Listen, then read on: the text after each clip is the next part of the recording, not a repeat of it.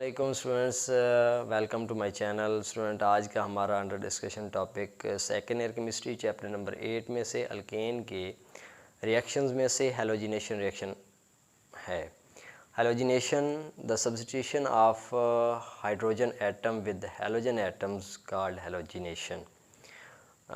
यहाँ से जो हैलोजन्स हैं, हैलोजन मालिक्यूल हैं, मसलन ग्रुप 7 थे एलिमेंट्स जो हैं वो हाइड्रोकार्बन्स के साथ मसलन अल्केन के साथ रिएक्ट करते हैं और सक्सेसिव रिप्लेसमेंट अक्कर होती है हाइड्रोजन एटम्स की हैलोजन एटम के साथ। तो इस प्रोसेस का नाम हैलोजिनेशन है। Alkane react with chlorine bromine and successive replacement of hydrogen atoms takes place in the presence of sunlight और ultraviolet radiations and at high temperature. तो ये कुछ इसका डिस्क्रिप्शन प्रोसेस है। उसके बाद जो है हम देखते हैं कि हैलोजन्स जो हैं वो वेरियस टाइप्स के, मसलन फ्लोरीन, क्लोरीन, ब्रोमीन, आयोडीन हैं। तो fluorine is such type of halogen that gives us vigorous type of reaction, and product is not sustainable and product is not controllable. That's why fluorine को हम reaction setup के अंदर halogenation के लिए नहीं लेते। आयोडीन से जो रिएक्शंस की जो कंडीशंस होती है वो वेरी स्लो होती है और बहुत टाइम गेनिंग हैलोजिनेशन प्रोसेस हो जाता है, लिहाजा आयोडीन को भी नहीं लिया जाता हैलोजिनेशन के अंदर। और अब order of reactivity of halogens की बात करें तो फ्लोरीन का reactivity order is so fast है और क्लोरीन का उससे ज़रा कम, फिर ब्रोमीन का और लीस्ट एंड लास्ट पे आयोडीन का है। अब अगर इस हैलोजिनेशन प्रोसेस को हम एक सिंपल वे में जज करना चाहें और हम एक सिलेंडर में क्लोरीन गैस को रखें या दूसरे सिलेंडर में मीथेन गैस को रखें और कहें कि दोनों जो हैं वो सिलेंडर से दो पाइप्स जो हैं वो एक और सिलेंडर में जा रहे हैं और इस सिलेंडर के अंदर फ्लोरीन मसलन क्लोरीन और मीथेन गैस के मिलने से हमारे पास सक्सेसिव प्रोडक्ट जो है वो मिथाइल क्लोराइड और हाइड्रोक्लोरिक एसिड बन जाएगा। तो ये इतना आसान नहीं है, ऐसा मुमकिन नहीं है कि हम यही समझें कि मीथेन गैस क्लोरीन गैस से एडिशन करवा रहे हैं। हैलोजिनेशन क्लोरीन के एडिशन की या सब्स्टिट्यूशन की कंडीशन में हो तो only occur in the presence of chloride free radical, यानी क्लोरीन रिप्लेस करेगी as a substitution reaction hydrogen को, तो सिर्फ उसी सूरत में जब क्लोरीन क्लोराइड फ्री रेडिकल के सेंस में मौजूद होगी। That's why this reaction is known as free radical mechanism. इस किस्म के जो रिएक्शन हैं इनको फ्री रेडिकल मैकेनिज़्म के तहत प्रोसीड करवाया जाता है, समझा जाता है। फ्री रेडिकल मैकेनिज़्म है क्या? सबसे पहले जो डिस्क्रिप्शन में बात मौजूद है कि क्लोरीन गैस मालिक्यूल होगा, उसके ऊपर यूवी रेडिएशन जब बम्बार्डमेंट में मतलब करेंगी तो ये एचवी यूवी रेडिएशन या हाई एनर्जी बीम। स्टेप 1 के अंदर क्लोरीन गैस जो है उसके ऊपर जब फ्री यानी हाईली एनर्जी जो है वो यूवी रेडिएशंस जब स्ट्राइक करती हैं ना, तो क्लोरीन गैस के दरमियान जो क्लोरीन के दरमियान जो बॉन्ड होता है उसमें मौजूद जो इलेक्ट्रॉन्स हैं वो होमोलिटिकली एक दूसरे से सेपरेट हो जाते हैं। मतलब बॉन्डिंग इलेक्ट्रॉन एक क्लोराइड फ्री रेडिकल की फॉर्म होता है और दूसरा जो इलेक्ट्रॉन है वो दूसरे क्लोरीन के पास क्लोराइड फ्री रेडिकल बनाने के लिए शिफ्ट हो जाता है। दो क्लोराइड फ्री रेडिकल बनते हैं स्टेप फर्स्ट के अंदर। इस स्टेप को बोला जाता है इनिशिएशन। उसके बाद क्या होता है कि अगर बिलफर्ज हमारे पास मीथेन का एक मालिक्यूल हो CH3 और एक हाइड्रोजन को मैंने ज़रा सेपरेट करके बनाया है, तो ये हमारे पास ओवरऑल CH4 है। इसके साथ ये प्रोड्यूस इनमें से एक जो क्लोराइड फ्री रेडिकल है वो इंटरेक्शन में आएगा। चूँकि क्लोराइड फ्री रेडिकल है, इसके पास एक इलेक्ट्रॉन है, ये एक हाइड्रोजन रेडिकल को अपनी जानिब अट्रैक्ट करेगा।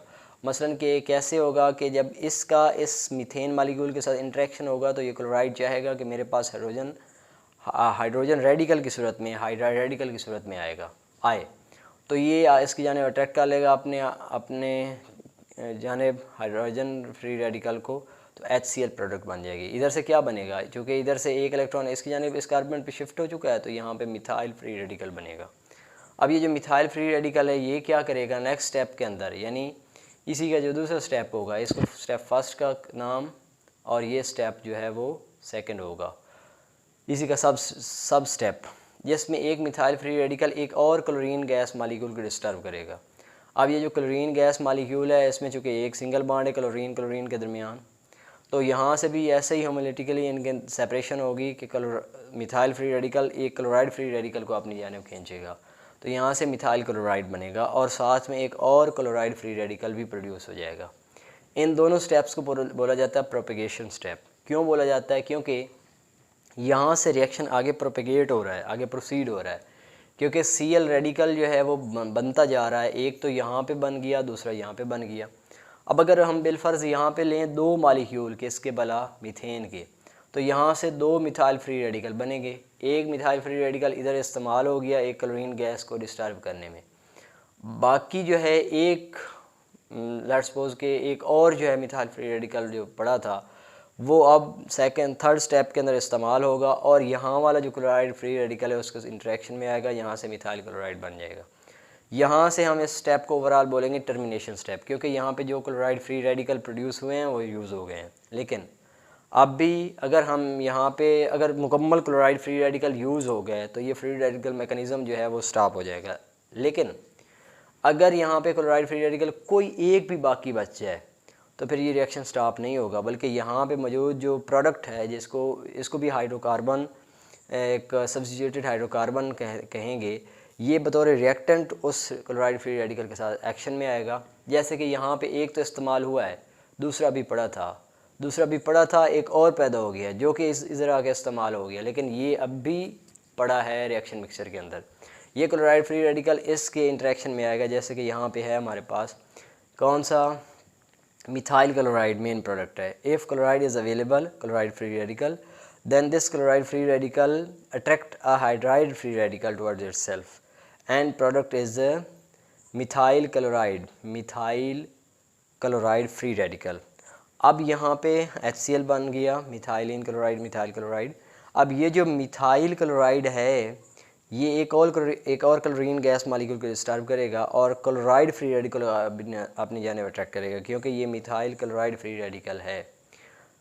चूँकि इसको ये रेडिकल है तो इधर से ये एक रेडिकल को चाहेगा, क्योंकि यहाँ पे सिंगल बॉन्ड है, इधर भी यहाँ पे सिंगल इलेक्ट्रॉन है, यहाँ पे भी आड इलेक्ट्रॉन सिंगल इलेक्ट्रॉन होगा, तो इस कार्बन और उस क्लोरीन के दरमियान बॉन्ड बन पाएगा, जो कि बन गया। एक और क्लोराइड जो है फ्री रेडिकल जब इसके कार्बन के करीब आया तो इसका इलेक्ट्रॉन और क्लोराइड का एक इलेक्ट्रॉन आपस में शेयर होके एक और क्लोरीन की एडिशन की सूरत में एक बॉन्ड फॉर्म हो गया, तो CH2Cl2। अब ये वाला जो CH2Cl2 है डाइक्लोरोमीथेन, इसके साथ ही एक और फ्री रेडिकल प्रोड्यूस हुआ है इस क्लोरीन गैस के मॉलिक्यूल की डिस्टर्ब होने से। ये क्लोरीन फ्री रेडिकल जो है फिर से इसी प्रोडक्ट्स में से जो सेकंड हाइड्रोजन है उसको अपनी यानी बतौर हाइड्रोजन रेडिकल की सूरत में, यानी हाइड्राइड फ्री रेडिकल की सूरत में अट्रैक्ट करेगा। ये हाइड्राइड फ्री रेडिकल इसकी जानिब आएगा तो यहाँ से क्या होगा भला, यहाँ पे जो हैं दो इलेक्ट्रॉन, और इनमें से जो एक इलेक्ट्रॉन है वो तो चला जाएगा हाइड्रोजन के पास, दूसरा इलेक्ट्रॉन जो है वो इस कार्बन के पास आ जाएगा। अब ये इलेक्ट्रॉन जब इधर गया तो ये हाइड्राइड फ्री रेडिकल बन गया, जो कि Cl के एक इलेक्ट्रॉन और इसके एक इलेक्ट्रॉन की जाने की वजह से उनके दरमियान एक सिंगल बॉन्ड बन गया इलेक्ट्रॉन के पेयर की शेयर की वजह से। दूसरा इलेक्ट्रॉन इसी कार्बन के ऊपर शिफ्ट हुआ आया, तो यहाँ से डाइक्लोरोमीथेन फ्री रेडिकल बन गया। अब ये चूँकि फिर से रिएक्टिव है, फिर से अवेलेबल क्लोरीन गैस मॉलिक्यूल के साथ इंटरेक्शन में आ गया, क्लोराइड फ्री रेडिकल को अपनी जानिब खींचेगा। ये प्रोसेस चलता रहेगा जब तक कि ये मुकम्मल तौर पे हाइड्रोजन रिप्लेस नहीं हो जाती हैलोजन एटम से। तो यहाँ से हमारे सामने जो है ना वो CHCl3 बन गया, क्लोरोफॉर्म कहलाया। ये जो क्लोरोफॉर्म है इसमें भी अब एक हाइड्रोजन अब भी मौजूद है। क्या होगा, साथ वाला जो क्लोराइड फ्री रेडिकल है फिर से इंटरेक्शन में, फिर से एक्शन में, और ये इसमें से फिर से एक छीन लेगा हाइड्रोजन एटम, जो आखिरी बेचारा उस कार्बन के पास पड़ा था उसको भी इसने छीन लिया। तो यहाँ से ट्राइक्लोरोमीथेन जो है रेडिकल बन गया, साथ में HCl। ये फिर से रिएक्टिव स्पीशी है, रिएक्टिव स्पीशी होने के साथ ये क्लोरीन गैस के साथ इंटरेक्शन में आके एक और क्लोराइड फ्री रेडिकल को अपनी जगह अट्रैक्ट करके कार्बन टेट्राक्लोराइड में और एक फिर से क्लोराइड फ्री रेडिकल प्रोड्यूस हो गया। अब ये फाइनल प्रोडक्ट है कार्बन टेट्राक्लोराइड। अब ये इससे मज़ीद जो है सब्स्टिट्यूट नहीं हो सकता क्लोराइड फ्री रेडिकल मैकेनिज़्म के अंदर, क्योंकि यहाँ पे सारी की सारी हाइड्रोजन जो हैं वो सब्स्टिट्यूट हो चुकी हैं with hydrogen atom, sorry with chlorine atoms. ठीक हो गया। अब ये वाला जो सारा प्रोसेस है ये सिर्फ़ और सिर्फ किसकी बेस पे है, रेडिकल की बेस पे है। अगर रेडिकल प्रोड्यूस ना होता है at the very first step, then ये रिएक्शन जो है प्रोसीड ही ना हो पाता। तो क्लोराइड फ्री रेडिकल ही ये सारे फसाद की जड़ है, सारे मसले का, सारे रिएक्शन की बेस जो है क्लोराइड फ्री रेडिकल है। इसलिए इस रिएक्शन का नाम है